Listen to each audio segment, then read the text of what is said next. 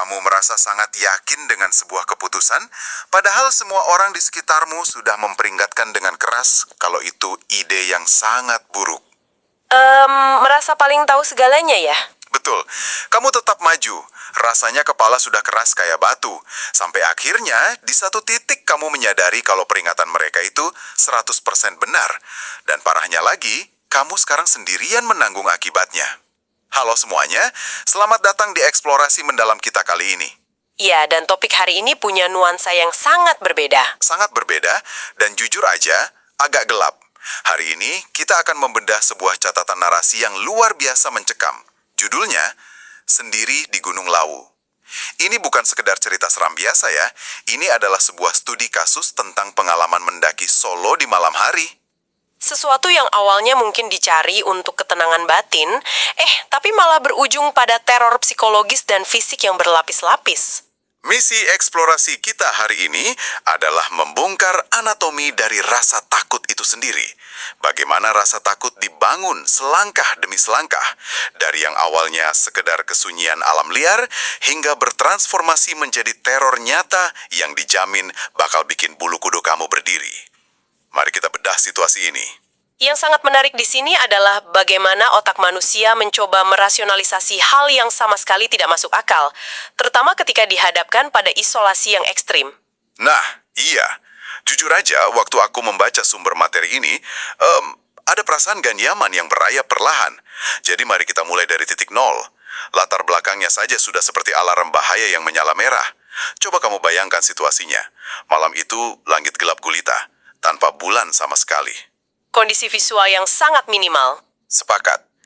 Angin gunung berhembus pelan, tapi dinginnya dideskripsikan menusuk sampai ke tulang. Bintang-bintang cuma terlihat seperti titik kecil yang sangat jauh.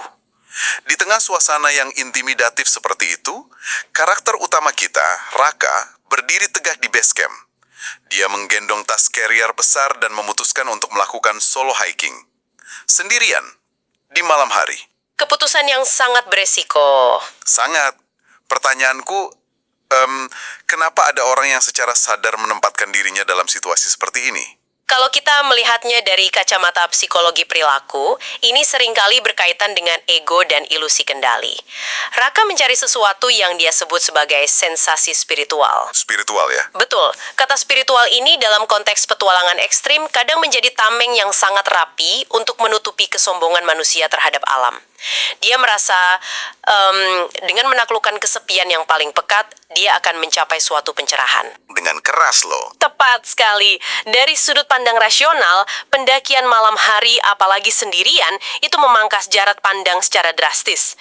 Suhu tubuh juga turun dengan cepat dan meningkatkan risiko disorientasi. Dia secara sukarela menanggalkan logikanya demi sebuah ego. Mereka bilang begini ke Raka.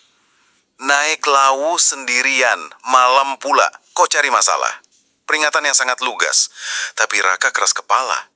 Sekitar pukul 10 malam, dia mulai masuk ke jalur pendakian. Dan di tahap awal ini semuanya pasti terasa biasa saja. Benar. Di 2 jam pertama, semuanya terasa normal. Jalurnya masih tanah berundak. Ada akar-akar pohon besar. Dia bisa mencium bau khas hutan yang lembab, mendengar suara serangga malam, dan cahaya dari senter kepalanya menyapu jalur di depan dengan stabil.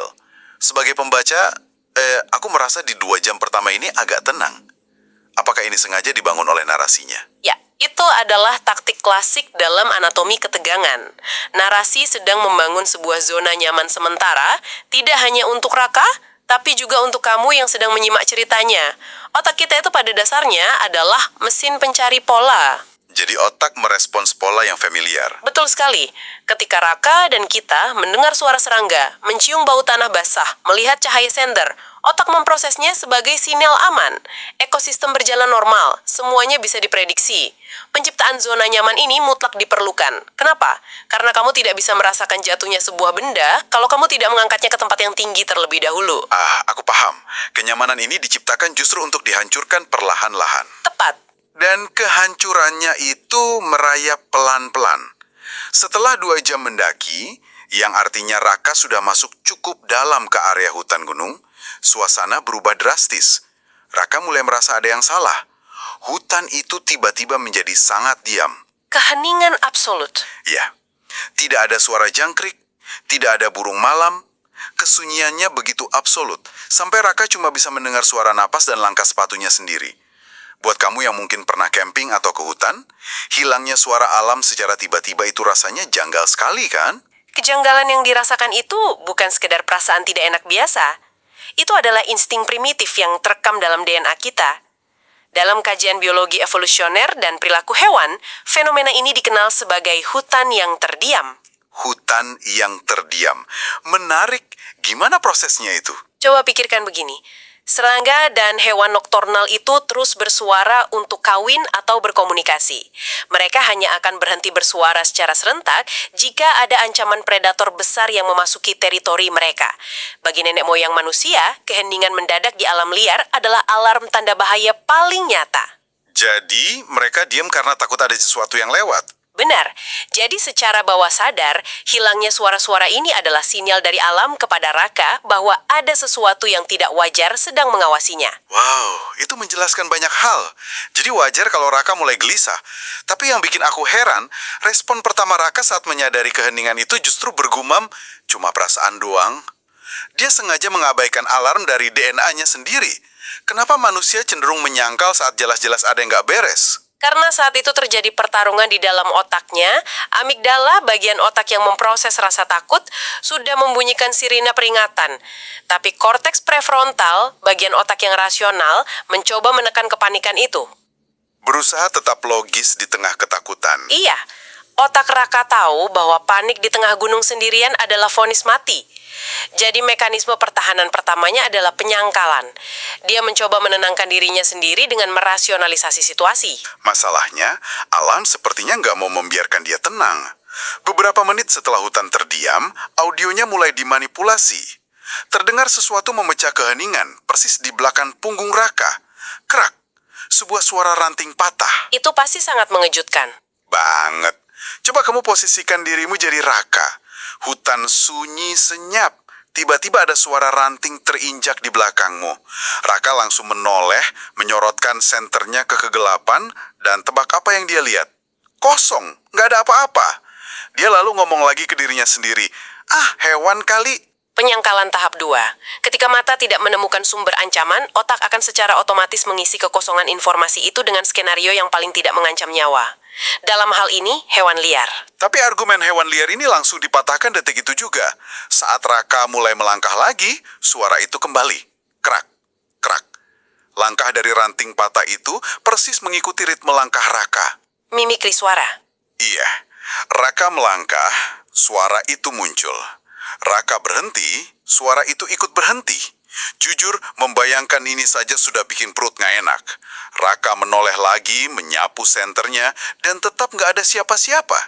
Dia akhirnya cuma bisa bergumam, tegang. Jangan halu, Rak. Kalimat jangan halu ini adalah momen yang sangat krusial secara psikologis. Ini membuktikan bahwa pertahanan logisnya mulai retak. Dia kini lebih memilih untuk menyalahkan kewarasannya sendiri daripada harus menerima kenyataan yang lebih mengerikan. Kenyataan bahwa dia sedang diintai. Tepat, bahwa ada sesuatu tak kasat mata yang sedang menirukan ritme langkahnya. Dia lebih rela menganggap pikirannya rusak karena kelelahan dibanding menerima fakta tersebut. Ketegangan terus menanjak sampai akhirnya jam menunjukkan pukul 1 dini hari. Raka tiba di sebuah area datar berdebu yang biasanya dipakai pendaki untuk tempat istirahat. Dia menjatuhkan tas carrier-nya yang super berat itu ke tanah dan duduk bersandar. Lalu angin tiba-tiba bertiup jauh lebih kencang. Daun-daun bergesekan berisik, lalu di sela-sela suara bising angin itu muncul suara lain. Sebuah suara vokal, bukan? Ya, sangat pelan tapi sangat jelas. Mas, sebuah suara perempuan. Ini adalah titik balik narasi. Coba kamu resapi situasinya, jam 1 pagi. Di tengah hutan yang keheningannya terasa tidak wajar. Setelah diikuti oleh langkah kaki misterius, lalu tiba-tiba ada vokal manusia. Sebuah artikulasi bahasa yang jelas. Mengapa ini sangat menghancurkan bagi Raka? Karena itu mematahkan semua teori logisnya. Benar sekali, kata Mas yang diucapkan itu langsung meruntuhkan semua teori hewan liar yang mati-matian dia bangun di kepalanya. Babi hutan atau musang tidak mungkin memanggilmu Mas. Raka langsung bereaksi keras setelah itu. Dia lompat berdiri dan teriak, "Siapa?" Tapi sepi. Dia putar tubuhnya, senternya menyapu seluruh area istirahat itu. Kosong. Nggak ada tenda pendaki lain, nggak ada orang. Rasionalitas Raka bener-bener dipaksa masuk ke jurang di titik ini. Dan terornya nggak berhenti di situ. Eskalasinya berlanjut. Nggak lama, suara Mas itu terdengar untuk kedua kalinya. Tapi kali ini letaknya lebih dekat dan arahnya dari belakang punggung Raka. Raka berbalik cepat. Senternya menerobos sela-sela pepohonan gelap. Dan akhirnya dia melihat sesuatu. Berjarak sekitar 10 meter dari posisinya, ada sosok putih, mirip kain kusam yang berdiri mematung di antara pepohonan. Disinilah teror bertransformasi. Dari ancaman audio yang abstrak, kini otaknya mendapatkan objek visual yang konkret. Rasa takutnya sekarang punya wajah, atau setidaknya punya bentuk fisik. Tapi anehnya, Raka ini masih nekat. Atau mungkin dia sudah terlalu denial sampai di titik absurd. Dia berteriak pelan memanggil, pendaki sosok itu nggak merespons. Lalu, entah dorongan dari mana, Raka malah melangkah maju 2 langkah mendekati sosok itu. Tindakan yang sangat berlawanan dengan insting lari. Betul. Dan di detik sepatunya menyentuh tanah, alam seolah bereaksi. Angin kencang tadi mati total secara instan. Teksnya menggambarkan momen ini dengan kalimat yang luar biasa. Hutan terasa menahan napas. Lalu, senter di kepala Raka berkedip perlahan. 2 kali. Dan saat cahayanya menyala stabil lagi, sosok putih itu hilang tanpa jejak. Deskripsi hutan menahan napas itu metafora yang berlian untuk menggambarkan kondisi kelebihan beban sensorik. Saking fokusnya Raka pada sosok putih itu, otaknya memblokir semua input suara atau angin. Dan perhatikan detail senter yang berkedip. Senter adalah teknologi, satu-satunya penghubung Raka dengan peradaban modern dan akal sehat. Simbol rasionalitasnya mulai redup. Benar, ketika alat itu mulai malfungsi, itu melambangkan runtuhnya pegangan rasional terakhir yang dia miliki. Dan tebak apa yang Raka katakan buat menenangkan dirinya?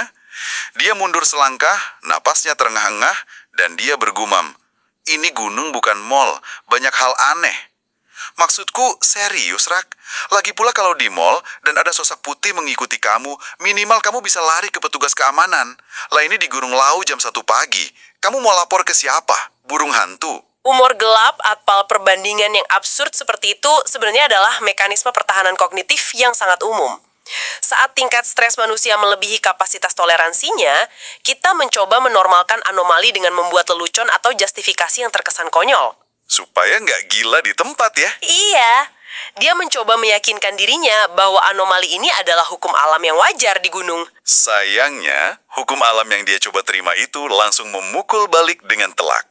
Ini mungkin bagian paling bikin merinding dari seluruh cerita. Saat sosok itu hilang, Raka menunduk untuk mengambil tasnya di tanah. Saat senternya menyorot tanah di depannya, dia melihat jejak kaki. Bukti fisik. Jejak kaki basah dan berlumpur. Padahal tanah di sekitarnya kering berdebu. Dan yang bikin darah serasa berhenti mengalir, jejak kaki itu arahnya menuju ke Raka. Jejak terakhirnya berhenti persis di depan ujung sepatu Raka. Gak ada jejak kaki yang melangkah menjauh.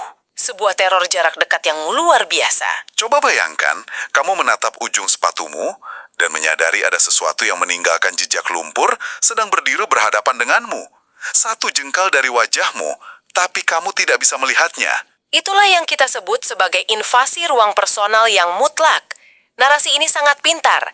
Dari suara dari jauh, berubah jadi visual dari jarak 10 meter, dan kini menjadi bukti fisik yang berjarak 0 cm. Jejak basah adalah interaksi material dengan lingkungan. Sesuatu benar-benar ada di situ. Ilusi bahwa Raka aman karena ancamannya jauh, hancur berkeping-keping. Dan situasi memburuk dalam hitungan detik. Tiba-tiba, suhu di sekeliling Raka anjlok. Jauh lebih dingin dari sebelumnya. Dan dari jarak 0 cm itu, vokal perempuan itu kembali. Bukan berteriak, bukan memanggil dari jauh. Suara itu berbisik sangat lirih. Tepat di sebelah telinganya. Sangat intim dan mengancam. "Mas, ikut saya." Raka langsung membeku. Dia tahu ada sesuatu yang menempel dengannya. Tapi yang jadi pukulan finalnya adalah tas carrier Raka yang ada di tanah tiba-tiba bergeser. Bergerak sedikit seolah-olah baru saja disentuh oleh tangan tak kasat mata. Sentuhan pada barang pribadi itu adalah invasi level tertinggi. Itu membuktikan ancaman tersebut memiliki entitas fisik yang bisa berinteraksi dengan massa benda di dunia nyata. Pada titik ini, tidak ada lagi ruang untuk logika atau penyangkalan. Amigdala di otak Raka akhirnya membajak seluruh sistem kendali. Insting lawan atau lari mengambil alih sepenuhnya. Dan Raka jelas memilih untuk lari. Dia nggak sanggup lagi berlagak rasional. Insting bertahan hidupnya meledak. Dia menyambar tas berat itu dan jalan secepat mungkin. Setengah berlari menyusuri jalur setapak menanjak. Napasnya tersengal parah, jantungnya berdebar kenceng banget, sampai rasanya mau pecah. Setelah beberapa menit memaksa tubuhnya, dia terpaksa berhenti dan membungkuk karena kehabisan napas. Fase kelelahan ekstrim. Ya, dan di situ dia masih memaksakan diri merapal mantra penenang.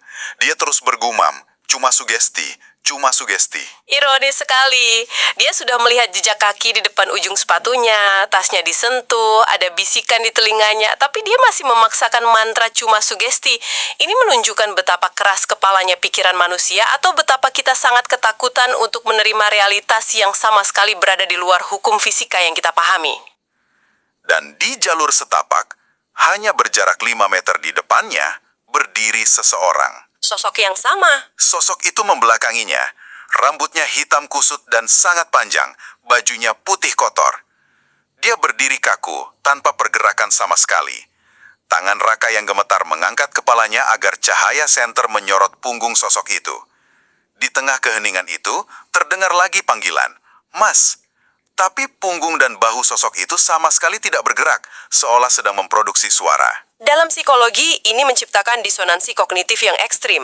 Raka mendengar sumber suara yang seharusnya berasal dari makhluk di depannya, tetapi secara visual tidak ada indikasi makhluk itu bersuara. Otak mengalami korslet karena menerima dua informasi yang saling bertentangan, dan ini melipat gandakan rasa horor yang dirasakan. Otaknya menolak memproses apa yang dilihatnya. Dan di momen ini, kita sampai pada klimaks cerita. Sosok yang membelakangi Raka itu mulai bergerak, tapi dia tidak membalikan badannya. Perlahan-lahan kepalanya mulai berputar ke belakang. Pergerakan yang melanggar anatomi. Tubuhnya tetap menghadap ke depan, tapi lehernya berputar 180 derajat ke arah Raka, persis seperti burung hantu. Saat wajahnya akhirnya terkena cahaya senter, Raka melihat wajah yang luar biasa pucat. Tapi yang paling menakutkan adalah matanya. Matanya hitam seluruhnya, nggak ada bagian putih sama sekali. Dan sosok dengan leher terpelintir itu tersenyum lebar ke arah Raka. Detail visual ini brilian dan sangat penting untuk kita urai.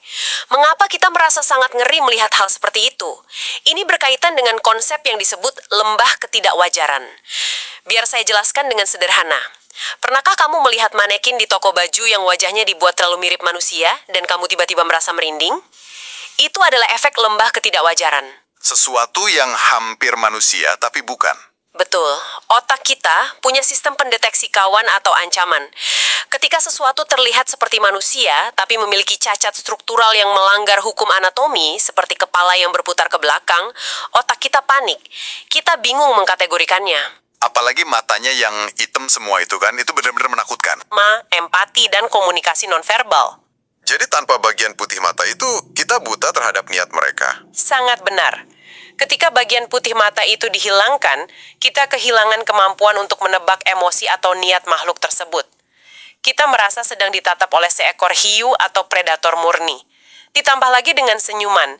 Dalam konteks teror, senyuman dari entitas seperti itu bukanlah tanda persahabatan, melainkan senyum dominasi. Sebuah sinyal bahwa kamu sudah kalah. Penjelasan yang luar biasa tentang sesuatu yang bikin bulu kuduk berdiri. Dan memang, Raka kalah total. Begitu Raka melihat senyuman dengan mata hitam pekat itu, senter di kepalanya tiba-tiba mati dengan sendirinya. Gelap total. Kegelapan yang pekat langsung menelan Raka hidup-hidup di tengah Gunung Lawu. Dan di detik-detik terakhir cerita ini, hal terakhir yang didengar Raka di kegelapan itu bukan lagi kesunyian yang mencekam. Sebuah suara baru. Tiba-tiba terdengar suara langkah kaki. Bukan satu orang, tapi banyak sekali langkah kaki yang bergerak cepat, mengelilinginya dari berbagai arah. Dan di tengah kepungan suara langkah kaki itu, vokal perempuan tadi berbisik sangat pelan, menyampaikan kalimat penutup cerita. "Mas, jangan pulang." Sungguh sebuah kesimpulan naratif yang menghancurkan. Kalau kita tarik benang merahnya, narasi sendiri di Gunung Lawu ini adalah sebuah peringatan tajam tentang bahaya isolasi ekstrim dan arogansi. Cerita ini dengan brilian mengorkestrasi elemen alam menjadi instrumen teror psikologis. Mengubah angin dan keheningan jadi senjata ya? Tepat, ia menelanjangi rasionalitas manusia lapis demi lapis, dimulai dari rasa percaya diri yang berlebih, turun menjadi keraguan, berubah jadi penyangkalan, meledak menjadi kepanikan fisik, hingga akhirnya berakhir pada penyerahan diri secara total pada horor yang tak bisa dijelaskan oleh sains. Pertanyaan yang sering muncul di kepalaku adalah, kalau cerita seperti ini sangat menakutkan, kenapa kita, termasuk kamu yang mendengarkan ini, sangat menikmati membedahnya? Menurutku, ada sensasi katarsis di sana. Kita bisa merasakan ketegangan dan mengeksplorasi rasa takut paling primitif kita. Tapi dari tempat tidur yang hangat atau kursi yang aman. Cerita ini menjadi pengingat keras buat kita tentang betapa rapuhnya akal sehat manusia saat dihadapkan pada ketidaktahuan mutlak di alam liar. Betul sekali. Kita seolah diajak untuk bercermin dan menyadari batas kendali kita. Alam liar punya aturannya sendiri, dan kadang logika manusia tidak berlaku di sana. Nah, sebelum kita benar-benar mengakhiri penelusuran kita kali ini, ada satu pemikiran yang dari tadi mengganggu kepalaku, dan aku ingin kamu ikut merenungkannya. Ini tidak secara gamblang ditulis di dalam ceritanya, tapi coba pikirkan baik-baik. Kalau di jam 12 malam tadi, hutan itu sudah menjadi sangat sunyi dan dikisahkan menahan napas, apakah mungkin suara banyak langkah kaki yang mengelilingi Raka di saat senternya mati bukanlah entitas-entitas gaib yang datang mendekat dari luar? Sebuah perspektif alternatif yang menarik. Bagaimana jika kepungan langkah kaki itu adalah bukti bahwa pada detik senter itu mati, Raka telah sepenuhnya menyeberang dan ditarik masuk ke dalam dimensi mereka? Di mana, di titik kegelapan itu, Raka bukan lagi pendaki yang tersesat, melainkan dia kini telah menjadi bagian permanen dari kesunyian Gunung Lawu itu sendiri. Coba kamu renungkan pertanyaan itu saat kamu mematikan lampu kamarmu malam ini. Terima kasih sudah bergabung dalam eksplorasi mendalam kita. Tetaplah waspada, hargai alam, dan selalu dengarkan peringatan dari orang-orang yang peduli padamu. Sampai jumpa di penelusuran materi berikutnya. Dan ingat, jangan pernah mendaki sendirian.